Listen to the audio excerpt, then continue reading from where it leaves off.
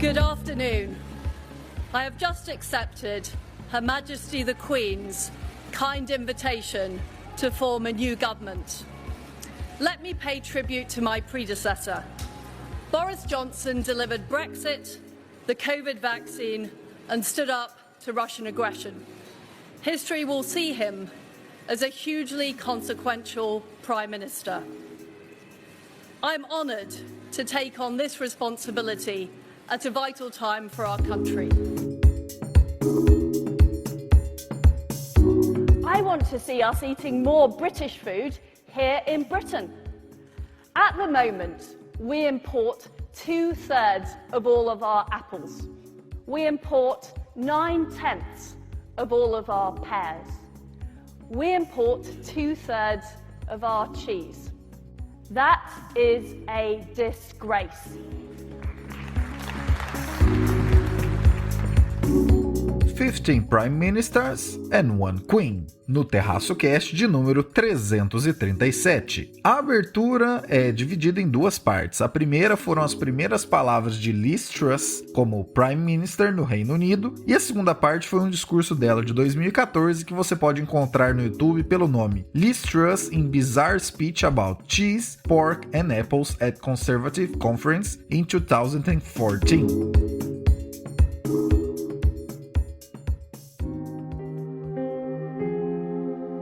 O episódio de número 337 já havia sido gravado na quarta-feira, dia 7 de setembro, quando no dia seguinte, dia 8 de setembro, nos surpreendemos aí com a notícia do falecimento da Rainha Elizabeth II, que foi o segundo maior reinado da história, superando aí 70 anos e 210 dias. Perdeu apenas em longevidade do reinado para o francês Luís XIV, cujo reinado durou 72 anos e 110 dias. Deixamos desde já nossas condolências. Raquel falará brevemente ao final do primeiro assunto sobre essa questão, e no próximo episódio, o 338, abordaremos com mais detalhes aspectos que envolvem o que acontece a seguir no Reino Unido. Fique agora com a íntegra do episódio 337.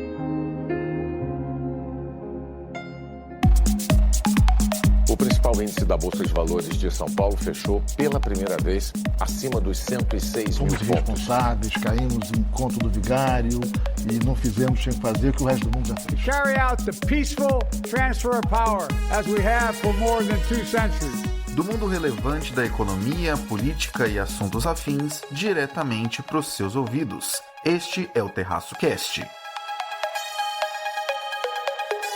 E aí pessoal, tudo bem? Caio Augusto, diretamente da noite de 7 de setembro de 2022, uma quarta-feira em Ourinhos, para mais um episódio do meu, do seu, do nosso Terraço Cast. Neste 337, conto com a presença novamente do trio mais amado do Brasil. Vamos a elas. E aí, Raquel de Sá, que finalmente contará qual é o lugar misterioso.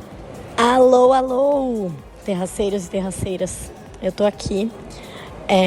Desculpe o barulho, tá? E hoje não vai ter previsão do tempo porque eu estou em trânsito e eu vou contar aqui pra vocês, né? Pra aqueles que ficaram, eu sei que vocês ficaram assim muito na dúvida, né? Muitos contatos com o Caio, né? Nosso locutor, não é mesmo, Caio?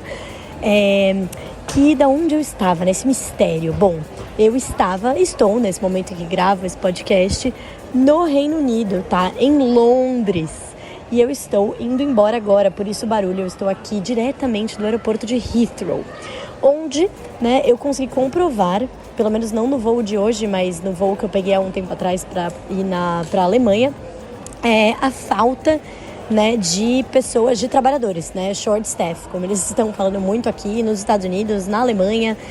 De fato, não tem ninguém querendo trabalhar nos aeroportos, tá? O desemprego ainda está muito baixo e a gente começa, dá para pegar casos anedóticos e falar sobre isso. Olha aí, olha a cara, olha o barulho de aeroporto. E eu peguei, né, há 2 semanas atrás, uma fila de 2h30 na segurança, porque só tinha uma fila de raio-x funcionando. Hoje já foi um pouco menos pior, mas já continuei vendo várias ali fechadas, né? Várias ali sem ninguém e tudo mais. Ou seja, né, esse problema aí de mercado de trabalho bastante aquecido e os juros tendo que subir bastante no mundo para segurar a atividade, certamente vai continuar. Mas eu falei aqui esse oi comprido com outro assunto, porque meu assunto de hoje não é esse. Fim do mistério, hein, pessoal? Agora vocês já sabem. E também está aqui conosco também nossa correspondente internacional, Fala Renata Cocho. Oi, Caio e amigos do podcast do Terraço, tudo bem com vocês? Aqui é a Renata falando da Califórnia e, como sempre, trazendo o boletim internacional aqui no Terraço. E também ela, sempre presente, Fernanda Mello. Tudo bem, Fernanda? Oi, pessoal. Um grande prazer estar aqui com vocês mais uma semaninha. Vamos então ao 337. Raquel, Boris Johnson saiu e agora o Reino Unido tem uma nova primeira-ministra, a Liz Truss. O que podemos esperar deste novo período que se inicia? O meu assunto de hoje, gente, sou eu aqui novamente, né, invadindo aqui o Boletim Internacional da Renata. Eu acho que daqui a pouco a Renata vai me mandar ali uma cartinha na minha casa, né? Porque normalmente quando a gente quer ameaçar alguém, assim, falar uma coisa complicada, né, que dá medo, a gente manda uma cartinha, né, no e-mail, WhatsApp e tal. Enfim, vai mandar falando, pare de invadir o meu território. Mas como eu tô aqui, né, nesse país, né, nesse território, eu achei que tinha tudo a ver eu falar aí sobre a nova líder aqui no Reino Unido, né. Então o que a gente teve nessa semana, mais precisamente ontem, né, nesse momento aqui em que grava esse podcast, ontem foi anunciada a Liz Truss, né, Elizabeth Truss, aí como todo mundo conhece ela como Liz Truss, como nova primeira-ministra aqui no Reino Unido. Na verdade, ontem foi anunciado que ela era a líder do Partido Conservador, e aí o líder do partido que tá em maioria, ele é o primeiro-ministro, né, na verdade não é obrigatório, ele é indicado, mas enfim, é isso que acontece. E aí é confirmado o primeiro-ministro depois que ela vai lá e fala com a rainha. E aí a rainha, dessa vez, ela aceitou esse pedido. Normalmente acontece no Palácio de Buckingham, mas ela estava no seu palacinho de verão, né, que aconteceu aqui no interior do Reino Unido. E imagino que a Truss foi até lá, né, de trenzinho, para pedir, basicamente, ali, falar, né, para a rainha que ela ia fazer um governo, né, que ela ia criar um governo ali e ser a primeira-ministra. E aí a rainha obviamente aceitou e tudo mais, e aí ela foi confirmada como primeira-ministra no dia de hoje, tá? Aqui, dia 6 de setembro de 2023. Bom, a Liz Truss, ela é a terceira primeira-ministra mulher, né? A terceira mulher a ocupar esse cargo. Então a gente teve a Margaret Thatcher e a gente também teve a... Nossa, tinha esquecido aqui, deu um branco no nome da Theresa May aqui. E também teve a Theresa May, que também foi a primeira-ministra aí. Então, temos a terceira mulher no cargo, o que é sempre bom, é sempre positivo. Eu acho que independente do que a gente, enfim, se a gente concorda ou discorda da visão, né, da liderança, a visão política, etc., eu sempre, pelo menos, me alegro quando eu vejo uma mulher em posição de liderança, né, independente. Aí depois eu vou ver se eu concordo com ela, com as políticas, etc., mas o fato dela já estar lá já me deixa feliz. E aí, novamente, o Partido Conservador, né, o Partido Conservador está no poder há bastante tempo, né, acho que 12 anos, se eu não me engano, aqui no Reino Unido. Pelo menos o tempo que eu trabalhei para o governo britânico era só o Partido Conservador, e até hoje eles seguem lá, né? Então, enfim, é o que mais ou menos eu conheci na minha vida, né? E ela acabou de ocupar o lugar do Boris Johnson, né? O Boris Johnson, ele saiu, ele foi, enfim, o parlamento destituiu ele, né? Derrubou ele. Depois, olha, aparentemente demorou bastante, viu, pra ele cair, porque ele ficou num vai e vem ali no começo do Covid, ele tava indo muito mal, aí ele ficou muito mal, foi pro hospital, ficou muito mal, pegou Covid, daí depois ele mudou a postura completamente, e aí avançou bastante, né? Enfim, avançou muito nas vacinas, etc. Aí até que melhorou, só que aí depois ele entrou numa sequência de escândalos, né? Teve escândalo envolvendo as festinhas que ele dava ali no meio do Covid, aí teve escândalo de corrupção de assédio dentro de ministros muito próximos dele. Então, assim, foi um monte de escândalo e um atrás do outro, tá parecendo até política de outro país, né, gente? Pra vocês verem que a grama do vizinho é sempre mais verde, né? A gente sempre acha que a galera é muito mais civilizada e muito mais organizada nos outros países, mas nem sempre é o caso. Enfim, acontece que ele caiu e aí ficou toda essa... Teve a eleição acontece pelos membros do partido, e aí isso pode, enfim, qualquer pessoa pode ser membro do partido, tal, elas votam. Isso é diferente das eleições gerais. As eleições gerais, os britânicos, eles escolhem os MPs, que são os membros do parlamento, e aí eles, né, uma votação, enfim, né, contra a população, etc. Mas a escolha do primeiro-ministro é o partido mesmo, né? Então você tem membros do partido também, quem quiser pode ser membro, mas é só uma votação ali dos membros do partido. Enfim, ela ganhou pelo, como os britânicos falam, uma landslide, né? Foi bem perto. Ela ficou ali com um pouco, acho que 57% dos votos, se eu não me engano. Foi uma vitória ali bem apertada. Ela estava concorrendo contra o Chancellor, né, que é o ministro da Economia, também, obviamente, do Partido Conservador e tal, uma disputa ali intrapartidária.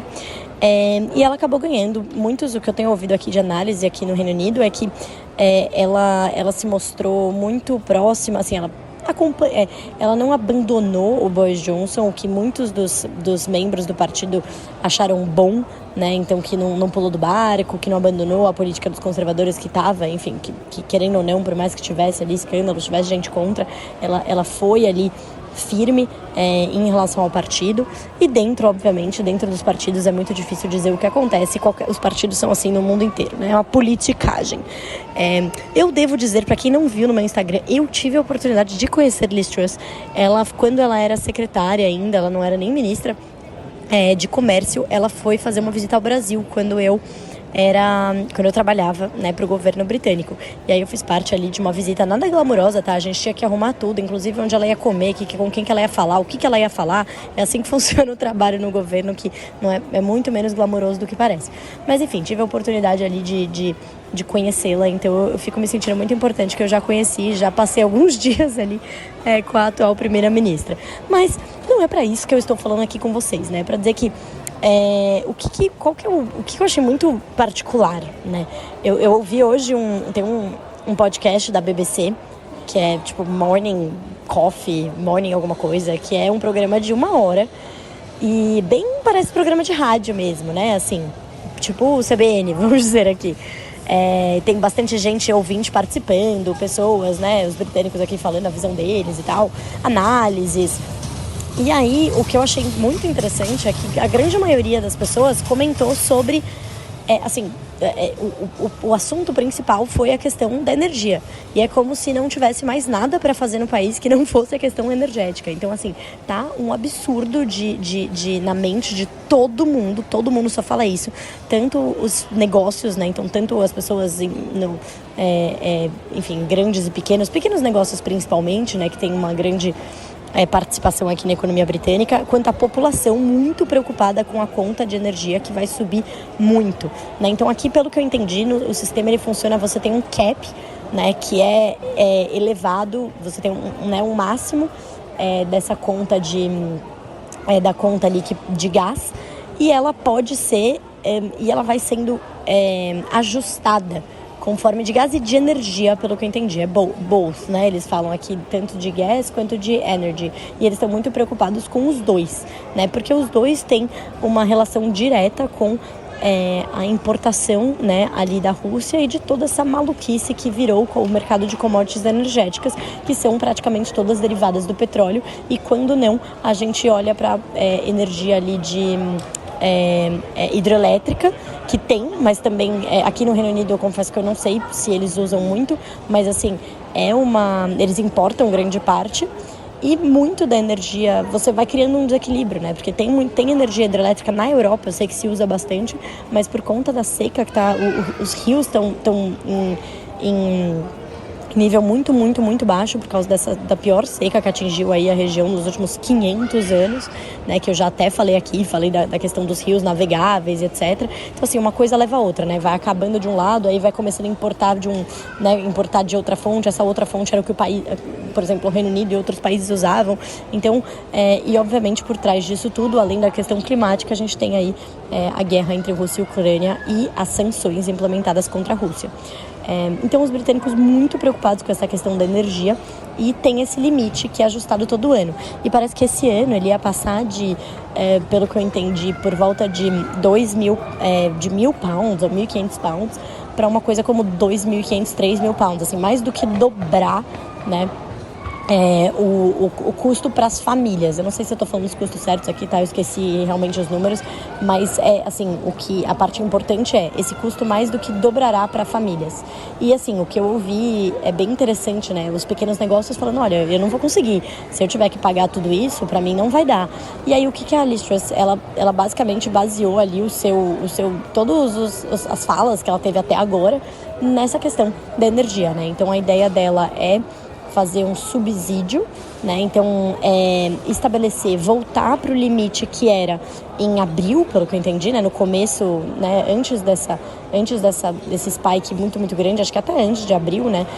Para o começo do ano, não se falou ainda num mês exato, e como pagar isso, né? A ideia é que depois você tenha essa conta vá sendo cobrada dos próprios consumidores ao longo dos próximos anos. Então as distribuidoras vão ter que ter essa responsabilidade. E aí, obviamente, tem muito economista preocupado que isso vai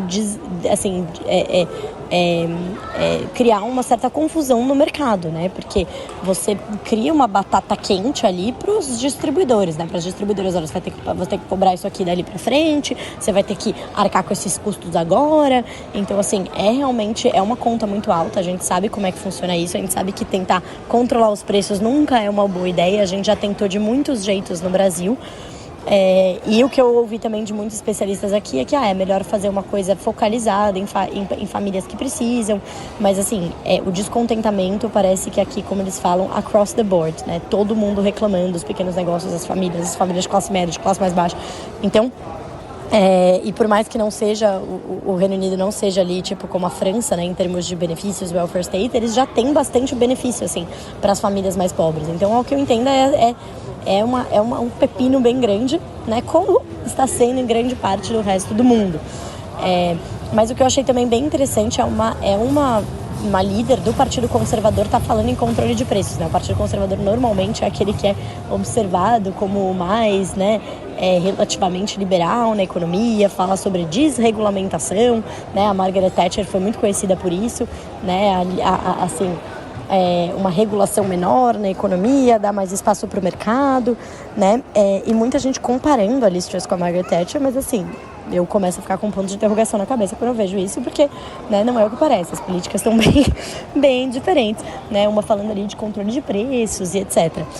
E ela também tem um discurso bastante nacionalista no sentido ali de, né, tem um discurso, ela ficou muito famoso quando ela ainda era secretária, nem sei se ela já era secretária, mas ela estava falando ali de quanto o Reino Unido precisava consumir os produtos, né, os alimentos feitos pelo Reino Unido, e ela fica falando sobre o queijo, sobre o fato de que o Reino Unido importa 1/3 do queijo, isso é um absurdo, virou um meme, né, para quem tá com curiosidade, que é só colocar no Google Liz Truss Cheese, que é bem engraçado. Mas é isso, assim, são visões que é uma visão complicada, porque, né, não é complicada, mas é interessante de ver de longe, né, porque o próprio Brexit, né, muita gente fala, foi realmente uma política totalmente nacionalista, etc. De fato, muita gente que votou podia estar pensando assim, né, muitos do que defendiam, etc., mas não era o que o governo, quando implementou o Brexit, falava, né. Eles sempre diziam, olha, a gente está saindo da União Europeia para justamente conseguir ter mais liberdade para fomentar o livre comércio. Então vamos conseguir, esse foi o discurso deles, pelo menos depois que passou o Brexit, que acabou, enfim, que foi surpresa até para o próprio Cameron, né, David Cameron, que estava ali no poder, e saiu e etc. Mas assim, isso, é uma visão de que não, Open UK, Great Britain, né, então assim, trade is great, né, as campanhas do governo britânico, mas vamos ver o que acontece agora com toda essa visão, né, agora que o Brexit está basicamente consolidado, né, como é que vai funcionar essas ideias de livre comércio e de acertar e de fechar acordos comerciais com outros países, com uma primeira-ministra que às vezes não, né, fala, que historicamente não falou tanto para esse lado. Mas vamos ver, eu acho que assim, é engraçado que eu não consegui ouvir nem sobre isso, porque só se falou sobre energia, então é uma coisa incrível, está assim, primeira, segunda, terceira e quarta prioridade aqui, para tanto, né, para os negócios, pequenos negócios, para as famílias aqui e para os políticos no Reino Unido. Então é isso, gente. Voltarei com mais novidades. Peço desculpas pela minha falta de acurácia nos números aqui, né? Não sei quanto que é exatamente, tal, que eu fui falando aqui do que eu lembrei. Mas vocês podem enviar as suas reclamações para o Caio Augusto, né? E aí qualquer coisa ele me expulsa aqui desse podcast, fala que eu tenho que criar vergonha na cara e trazer os dados direito. Mas a ideia, gente, é trazer essa visão geral para vocês. Eu imagino que não tenha nenhum britânico me ouvindo aqui falando em português sobre o problema, que ele vai saber muito melhor que eu. Então é mais pra gente ter essa ideia de que a economia global vai passar por maus bocados, está passando, né? E a Europa e a região, né, e o Reino Unido tá nessa região, querendo ou não, estando em União Europeia ou não estando em União Europeia, que certamente está aí no olho do furacão. É isso, gente! Oi, gente, eu de volta aqui, contando com a edição do Caio e do Farofinha, pra me colocarem aí no meio, mas pra dizer que parece que eu previ, né, pra falei que eu queria falar do Reino Unido, né, parece que eu quase peguei esse momento histórico, um momento histórico triste, né, infelizmente, a morte da Rainha Elizabeth II. Como eu falei, a Liz Truss foi lá pro palácio em que ela estava na Escócia, pra pedir permissão pra formar um governo, e aí, enfim, 2 dias depois, a gente ficou sabendo aí do falecimento da rainha. Assim, um detalhe, uma curiosidade aqui, né, que se a rainha tivesse morrido antes, isso teria sido um grande pepino para Liz Truss, porque até, enfim, obviamente já assume imediatamente o Charles, mas ainda tem que ver a coroação, ainda tem que acontecer um monte de coisa aí, então provavelmente teria sido um certo pepino para Liz Truss, mas agora ela já é primeira-ministra. Bom, um reinado aí, né, que durou mais de 70 anos, ela passou aí por 15 primeiros ministros, né, então imagina todos os eventos que ela passou ao longo de todo esse tempo, né, então lembrando que muitos desses primeiros ministros tiveram 2 mandatos, né, então é muito tempo, se a gente acha que 2 mandatos de presidente já é muito, imagina essa rainha aí por 70 anos no poder. Agora, enfim, os impactos imediatos, né, a monarquia espera que não sejam nenhum, né, que não seja nenhum impacto, justamente pelo objetivo deles ser esse poder institucional, esse equilíbrio institucional entre os poderes britânicos, né? Mas a gente já vê aí algumas nações da Commonwealth falando que querem virar repúblicas, né, aproveitando a oportunidade. É complicado, o Charles não tem a mesma popularidade que tinha, né, a Rainha Elizabeth. Muita gente falando sobre, né, ele renunciar e assumir o William, né, que é muito mais popular, mas ao que tudo indica não será o caso, será o Charles mesmo que vai seguir, né, no seu reinado, assumindo aos 73 anos, né, então o rei mais velho assumindo ali o poder. Ela foi a rainha mais longeva e ele será o rei mais velho a começar a entrar no poder. Então é isso, gente, uma notícia triste, né, mas vocês sabendo aqui sempre análises de primeira mão no Terraço Cast.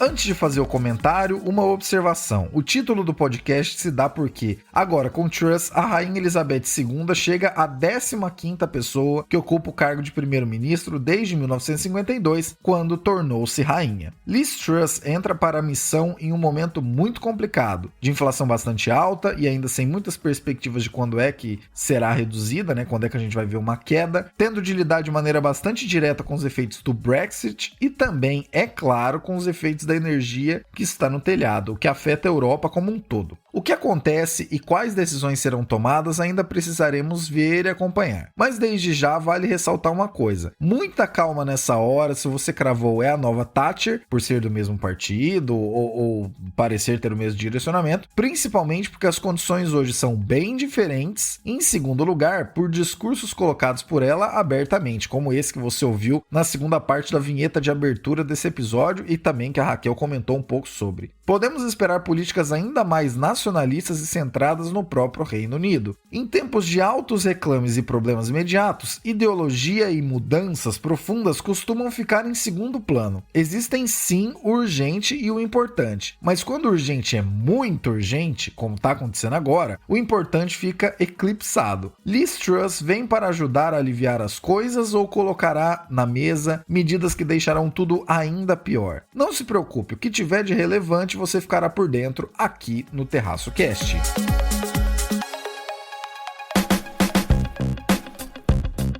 Quer encontrar o Terraço por aí? Só olhar nossa Linktree. Lá estão nossos endereços oficiais. No YouTube, no Facebook, no LinkedIn, no WhatsApp, no Telegram, no Instagram, no Twitter e no TikTok. Ah, e um lembrete, estamos nos últimos dias do recebimento de artigos para o nosso compromisso democrático de todo ano eleitoral. Você está se candidatando esse ano e quer contar por quais motivos as pessoas devem votar em você? Ou então você tem tanta convicção em quem você vai votar para presidente que quer listar alguns motivos? Confira as regras para o envio dos artigos das seções Vote em Mim e Por que Voto Em, que estão em 2 posts fixados lá no nosso Instagram. Nosso compromisso democrático e de abertura com você.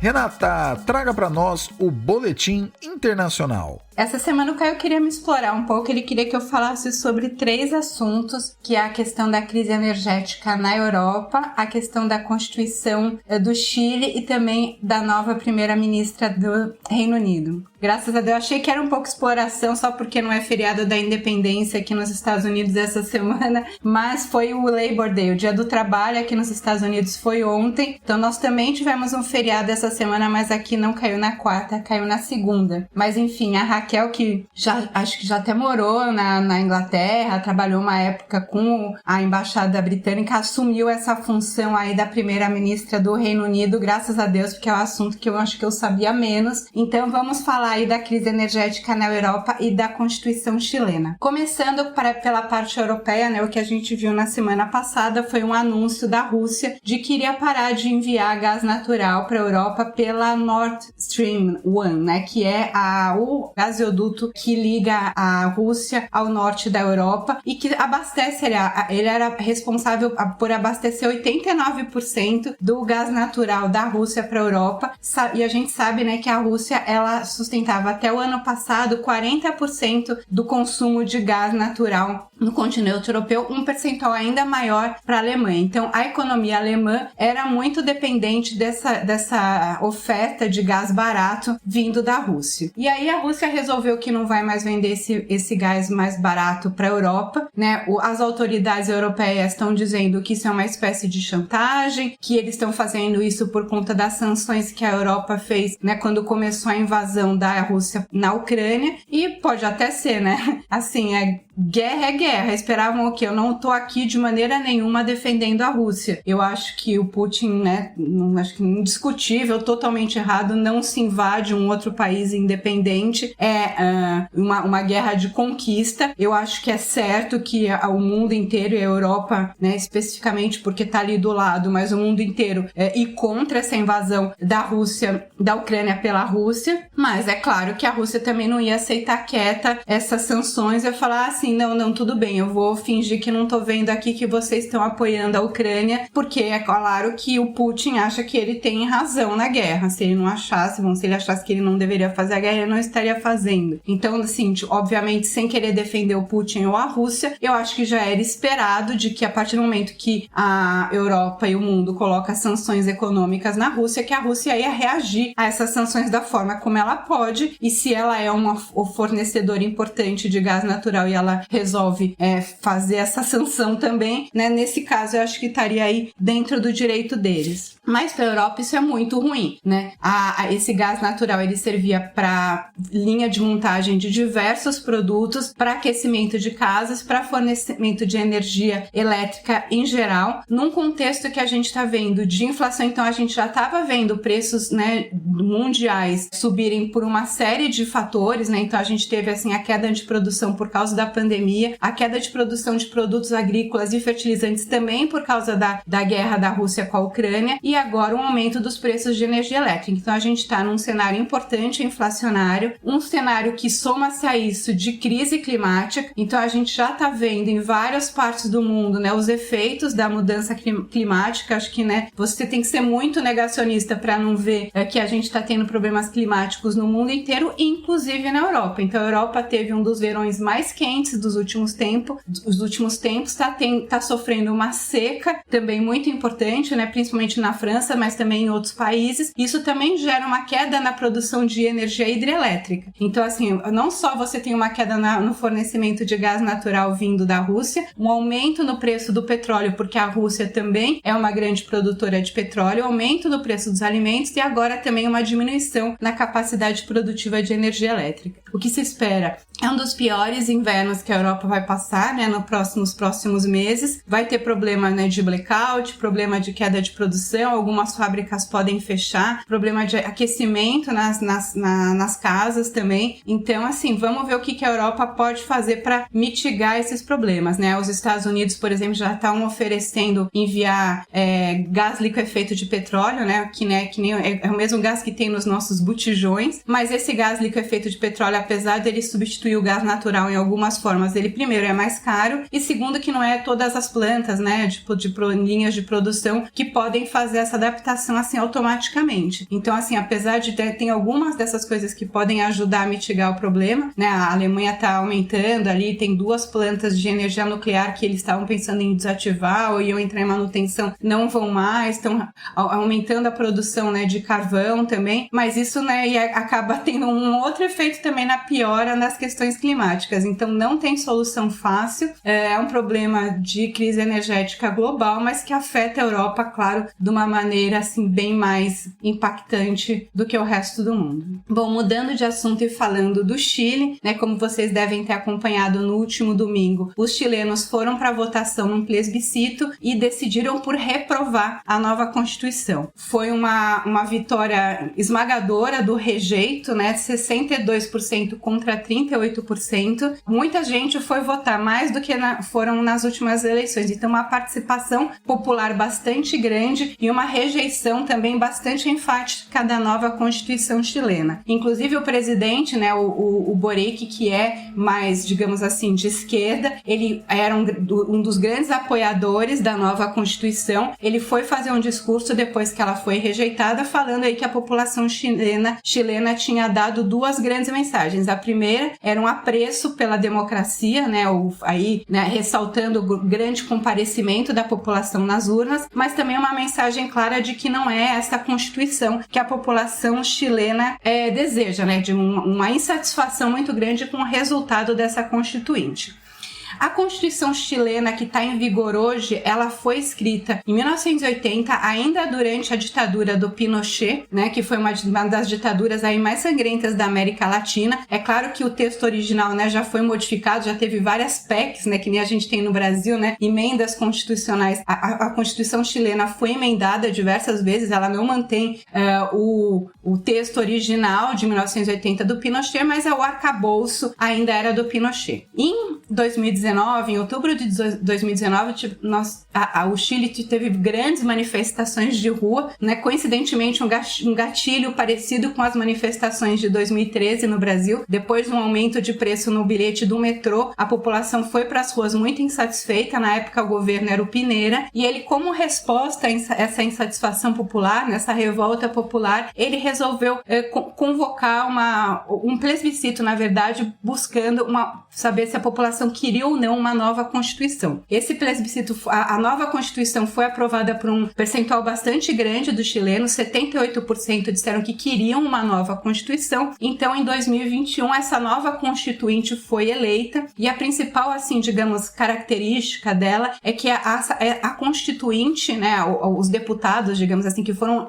a Assembleia Constituinte, que foram escrever essa Constituição, ele tinha uma representação igualitária da sociedade chilena. Então, mesmo número, né, uma paridade de gênero entre homens e mulheres, eles também colocaram assentos reservados para as comunidades indígenas originárias, que também estavam representados ali na Constituição, e escreveram 388 artigos, considerados aí uma Constituição bastante moderna, principalmente no que diz respeito à garantia dos direitos indígenas, da preservação do meio ambiente, da garantia dos direitos das mulheres. Mas, assim, alguns artigos, eles ficaram bastante polêmicos e a principal, assim, sensação que dá é que era uma Constituição, assim, muito difícil de ser cumprida, no sentido de que tinha ali muitos direitos sociais, muitos direitos, né, programas sociais, muitos direitos garantidos, mas, assim, não se dizia ali como é que, da onde já saiu o dinheiro, né, como é que a gente ia garantir toda essa, né, esse acabouço aí de proteção social num país que é eminentemente pobre, muito parecido aí com o Brasil, em termos de, né, de PIB, assim, não, claro, per capita e tal, né, enfim, como é que você ia financiar, né, qual seria o impacto fiscal dessa nova Constituição, que ela no final, assim, né, isso a partir de março, abril de 2022, né, em que o rejeito começou a ganhar força, porque foi visto ali não só uma rejeição a essa parte aí, digamos, dos costumes, né, dos direitos humanos e tal, né, dos direitos das mulheres. Existe uma rejeição dessa parte também por parte da população, mas também uma rejeição da parte aí do arcabouço social e econômico, de como é que a gente vai financiar essa nova Constituição. Enfim, mesmo muitas pessoas do governo, digamos assim, né, que não eram da oposição, que defendiam a aprovação dessa nova Constituição, recentemente começaram a pregar um slogan assim, olha, vamos aprovar, depois a gente muda. Mas isso aí não colou, né?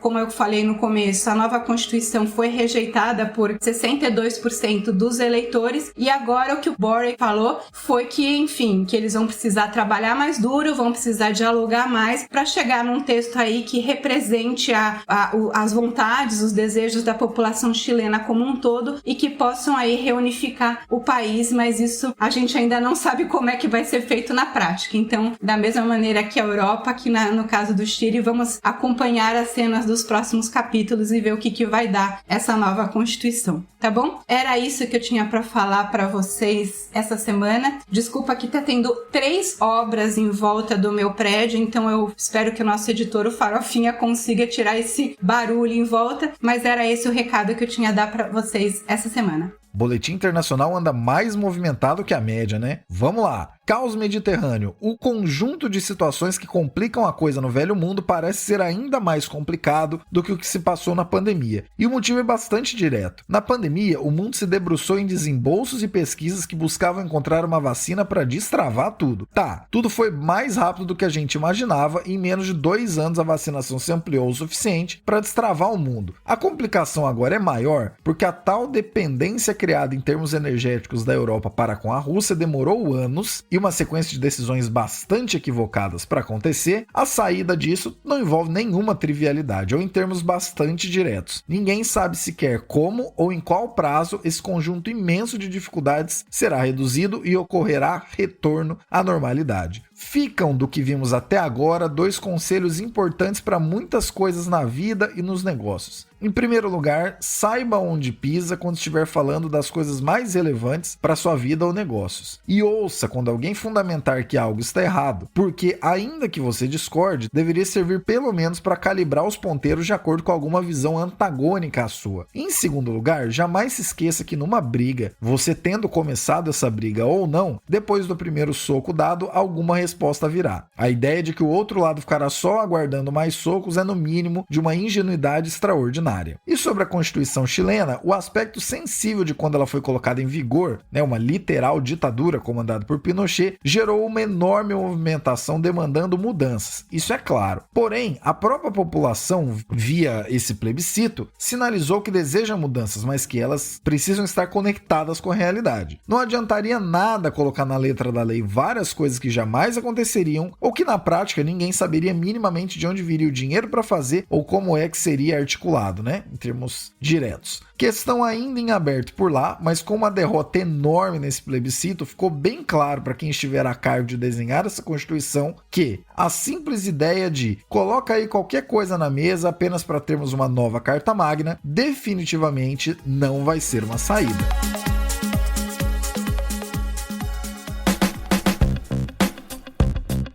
O Terraço pode ser parceiro da sua marca, sabia? Produção de conteúdo em texto, áudio, vídeo, do jeito que você precisar e com a entrega que tem o nosso jeitinho. Se você quiser saber mais sobre como isso é possível, olha na nossa Linktree o link Contrate o Terraço e nos chame que te contamos com detalhes.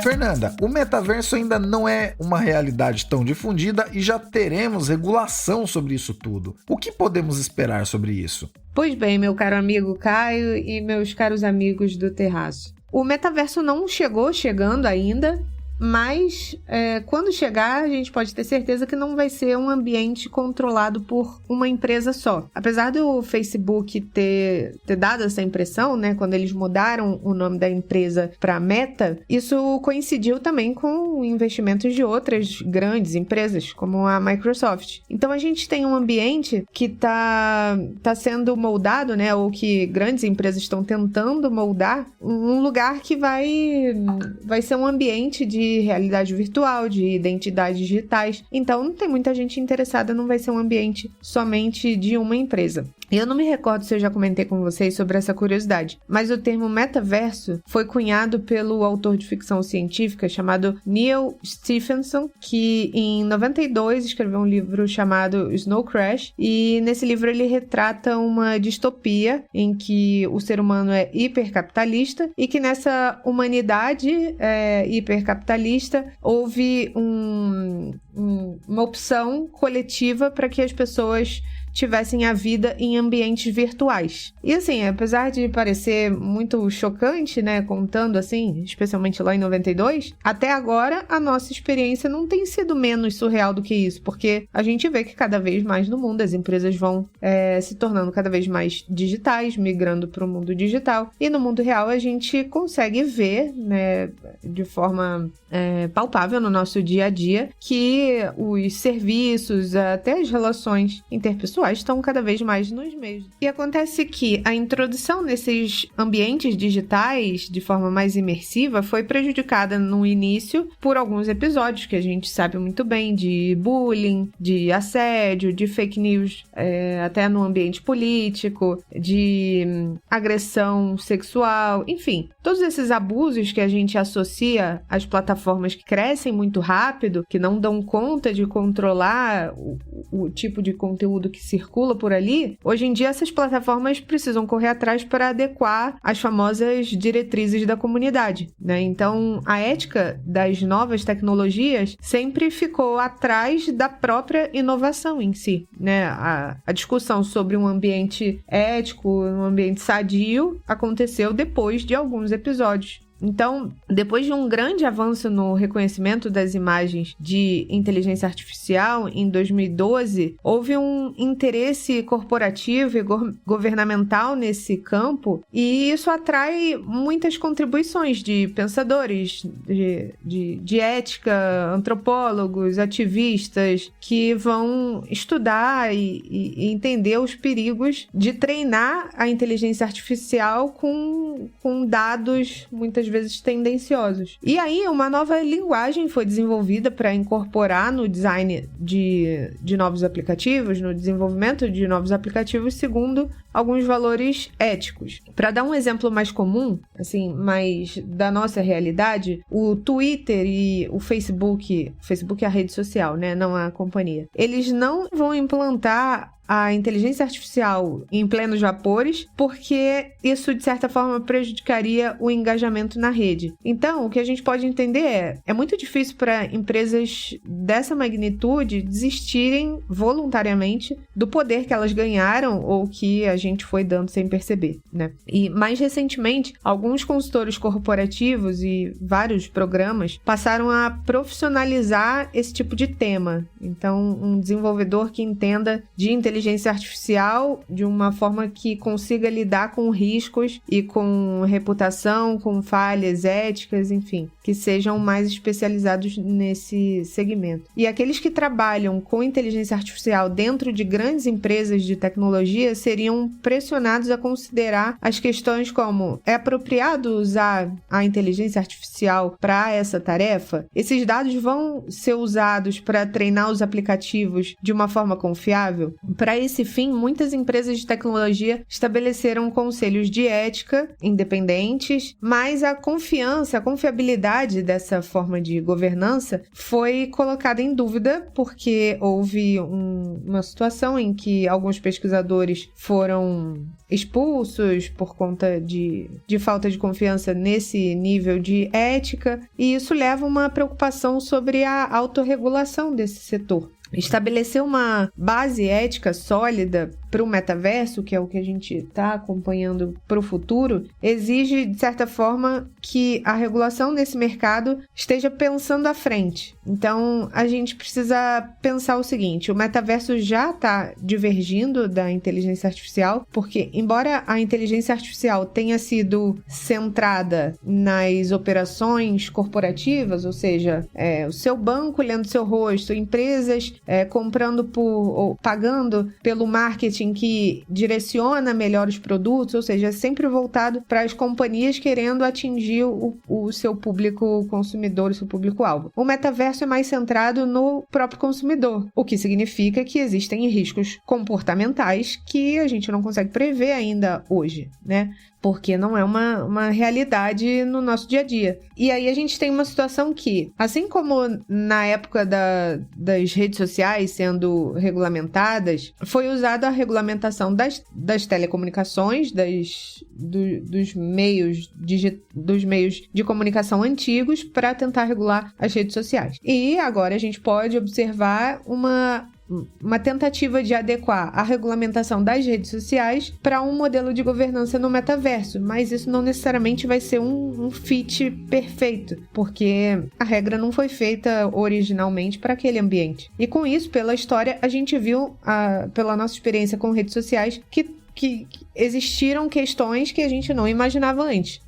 Um ambiente totalmente digital cria o potencial para uma coleta de dados, e como ninguém sabe exatamente como as pessoas vão responder a esses ambientes novos, existe um argumento para se usar sandboxes para permitir uma distribuição mais ampla. E aí você me pergunta, o que tem a ver a caixinha de areia que meu gato usa para brincar, tem a ver com o sandbox de forma regulatória? Então a ideia é criar um ambiente de experimentação que deixa alguns agentes do mercado testando quais são as inovações por um determinado período de tempo. Então, pessoal, apesar de o metaverso ainda ser uma realidade um pouco distante do nosso dia a dia, é importante que haja esse debate sobre a regulamentação para que, de certa forma, a gente aprenda com a história e que não tente minimizar os problemas que a gente teve no início das redes sociais, por exemplo, e até uma questão interessante, que isso já é um pouco mais discutido lá fora. E essa semana o Caio me mandou a matéria do Financial Times, que falava exatamente sobre como essa regulação do setor mas vem aos pouquinhos. E uma das dificuldades para moldar essa regulamentação abrangente é a amplitude das preocupações. Como a gente viu, é difícil prever, né, como vai ser o futuro para já estar apostos prevendo atividades não desejáveis. Então, além dessa concorrência entre as empresas, a Meta, a Microsoft, diversas outras grandes empresas, existe uma preocupação também com a privacidade, com a segurança, com o preconceito online. E aí alguns países já fizeram alguns movimentos. Na Coreia, os operadores de loja de aplicativo como a Apple não podem mais forçar os desenvolvedores a usar os seus próprios sistemas de compra no aplicativo e pagar uma parte da receita. A lei de serviços digitais da Europa exige que as empresas melhorem a moderação do conteúdo. Os Estados Unidos ainda precisam impor alguns limites na escala, mas existe em andamento trabalhos para ampliar o escopo da regulamentação. E é natural que nos Estados Unidos, por exemplo, que é o grande ambiente para o desenvolvimento dessas empresas, claramente existe a preocupação, na verdade, das pessoas com a inflação, com essas questões mais do dia a dia de controle de preços, que a gente já vem comentando aqui por vários episódios, mas o debate começa a crescer. Existe o trabalho de uma senadora americana para tentar proibir que grandes empresas priorizem os seus próprios produtos e serviços numa lei antitrust. E a gente sabe que os serviços gratuitos, por exemplo, redes sociais, pesquisa no Google, enfim, são serviços que continuam populares e vão crescendo cada vez mais. Então, isso retoma a nossa pauta do início sobre a necessidade de tanto de autorregulação como de pensar coletivamente na regulação desse setor. E por aqui a gente vai seguir acompanhando como vai se dar essa evolução. Como diria o Financial Times, ela vem chegando, mas o reloginho vem contando e não vem tão rápido assim. Independente de você que nos ouve ver ou não potencial no metaverso, o aspecto econômico mais interessante dessa notícia trazida pela Fernanda é o fato de que, pela primeira vez desde que a internet passou a figurar de maneira cada vez mais presente em nossas vidas, né, que começou aí nos anos 90, acelerou nos anos 2000 e escalou exponencialmente dos anos 2010 até agora, pela primeira vez teremos a possibilidade de uma verdadeira descentralização da tomada de decisão. Para não parecer que eu tô falando grego, vamos lá de maneira bastante direta. Pode ser a primeira vez em que não teremos, ao menos teoricamente, grandes empresas dando as cartas e definindo tudo dentro dos mercados. Situação essa em que seguimos mais os anseios e as vontades dessas empresas do que necessariamente a utilidade que poderíamos ter. Descentralização é um aspecto positivo em termos econômicos porque, na prática, significa que as duas partes do mercado, a oferta feita pelas empresas e a demanda preenchida pelas pessoas, terão poder mais ou menos equiparado. Então, novamente, se o metaverso vai pegar ou não, não sabemos, mas ele se desenvolve atualmente com uma base em uma interessante desconcentração. Inclusive, um ponto polêmico para você que nos ouve pensar um pouquinho. A última vez em que uma grande desconcentração de mercados aconteceu globalmente foi nos Estados Unidos no início do século passado, com as medidas do chamado Antitrust Act, né, que foram ali os primeiros anos, 1900, 1910 e tudo mais, que desmembrou diversos monopólios intersetoriais com a ideia de reduzir o poder desses monopólios em relação aos consumidores. Não preciso nem citar nomes, mas o que será que aconteceria nos dias atuais se a gigante do varejo americana com o nome de Floresta Brasileira, a empresa de buscas com G de gigante e a enorme rede social que quer puxar à frente do metaverso passassem por algum processo minimamente parecido de redução de poder? Autorregulação não é impossível, ela pode mesmo acontecer, mas impossível de verdade é contar apenas com boa vontade de quem decide o mercado por ser absoluto e majoritário. Antes de nos despedir do trio mais amado do Brasil, um apontamento interessante. Além dos 200 anos de independência do Brasil celebrados nesse 7 de setembro, data da ancoragem desse podcast, que você está ouvindo agora, também são 200 os episódios que essa voz que você está escutando agora ancoraram até então. Peguei esse bastão no episódio de número 137 e sigo cada vez mais animado a ajudar, nem que seja só um pouquinho, você que nos ouve, a saber com maior cuidado e detalhes sobre temas de economia e política do Brasil e do mundo. Note Note que aqui no Terraço Cast não importa a ideologia de quem fala e nem de quem escuta, mas a análise e a discussão cuidadosa de situações que, se não fazem diferença diretamente na sua vida, servem pelo menos para que você fique com a antena ligada em aspectos que não conhecia antes ou tenha reflexões que nem imaginava que poderia ter. Nosso compromisso segue sendo com você. Portas abertas para feedbacks e sugestões de qualquer natureza. Aproveito inclusive para agradecer todos os que contribuíram para essa caminhada. Só tenho a agradecer. Na verdade eu tenho um pedido, mas é um só. Continue conosco porque vai valer a pena. Vamos então nos despedindo do nosso trio favorito, o trio mais amado do Brasil. Muito obrigado, Raquel. Valeu aí também por dar fim a esse mistério, né? Onde está Raquel, onde está o Wally, Raquel pelo mundo, enfim, o nome aí que vocês quiserem dar. Muito obrigado e te aguardamos na próxima semana. É isso, pessoal. Infelizmente, estou aqui, né? Partindo dessa minha estadia deliciosa aqui em Londres, mesmo com problemas de energia. Continua maravilhosa essa cidade, que, como eu falei, só tem uma fama de chover muito, porque eu passei aqui 30 dias e só choveu e nem foi o dia inteiro. E tem outra, gente, quando chove aqui é meio que assim, é tipo um chuvisquinho pra quem é paulistano, brasileiro, né, que a gente tá acostumado com aquelas chuvas, temporal, alaga tudo. Não tem isso aqui não, gente, é tudo uma chuvinha que coça, assim. Aí, no dia que eu cheguei, no dia anterior tinha chovido muito. E aí, nossa, saiu na capa do jornal, maior caos. E assim, foi uma chuva que durou uma meia hora, completamente normal para um paulistano, uma paulistana. Mas é isso, gente. Seguiremos com mais previsão do tempo atualizada, infelizmente, de São Paulo na semana que vem. Muito obrigado também, Renata, por trazer atualizações do caos mediterrâneo e também da questão da Constituição chilena, que está em aberto e certamente voltará a ser discutido aqui neste glorioso Terraço Cast. Muito obrigado e te aguardamos aqui na próxima semana.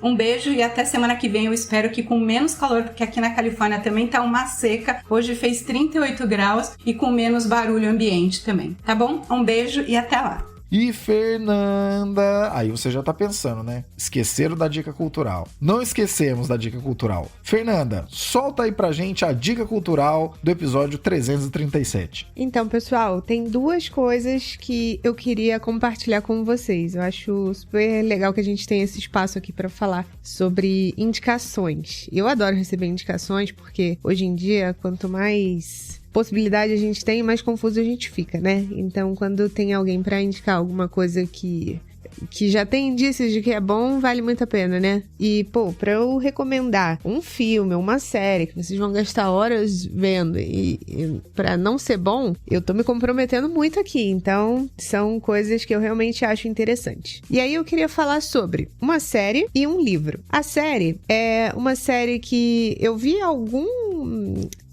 alguma publicidade sobre, mas eu não vi muita gente falando e comentando a respeito, que é a série nova do Rodrigo Santoro, que chama Sem Limites, que tá no Amazon Prime Video.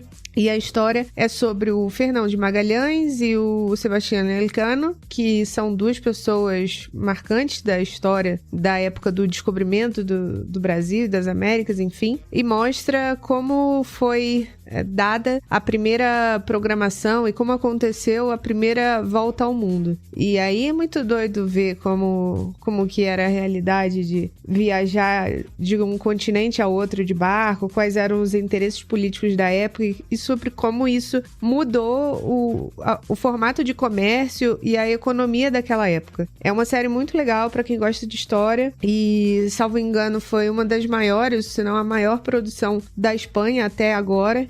Maior que Casa de Papel e todas essas que a gente viu, que são muito marcantes da Espanha, né? Inclusive, o ator que faz o professor na Casa de Papel é o que faz o personagem do Sebastião Elcano, que é o espanhol, e o Fernão de Magalhães é o português, que acabou trabalhando para a coroa espanhola. Enfim, a série é muito boa. E aí, o livro, né, que eu fiquei de comentar agora. O livro é um que eu vi no TikTok as pessoas comentando, que se chama Contágio. É um livro que fala por que as coisas pegam na internet. E lógico, existe esse recorte, né, para matar a curiosidade, especialmente em época de memes e de viralização de conteúdos rápidos. É interessante a gente pensar por que as coisas pegam no geral, não só na internet. E aí o livro conta uma série de episódios de coisas que já existiam antes, e aí quando tiveram um novo olhar, quando tiveram uma nova abordagem,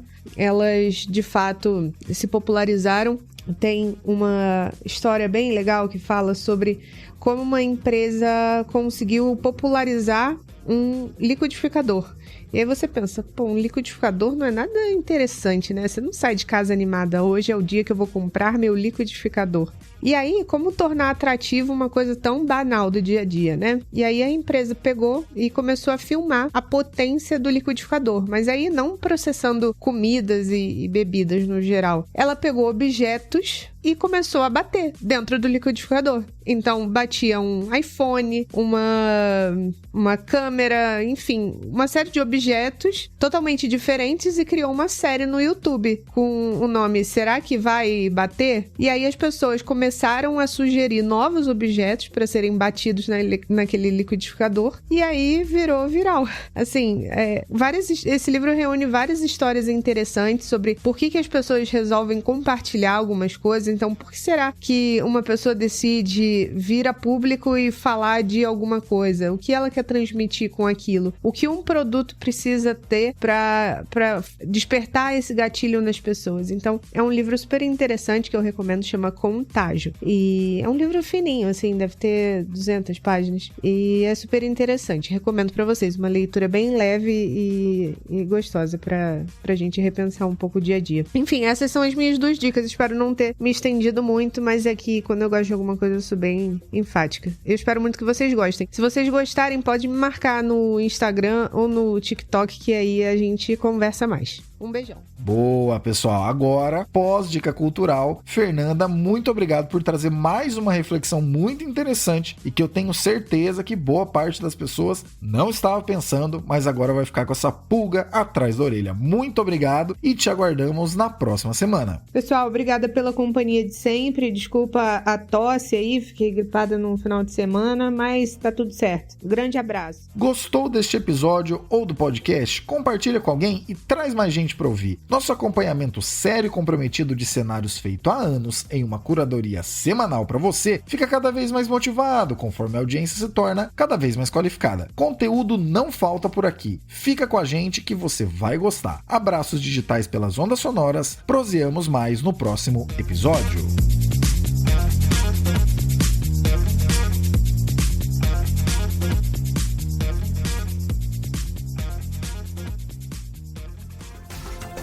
Este episódio foi editado por Atelas, soluções em áudio para podcasts.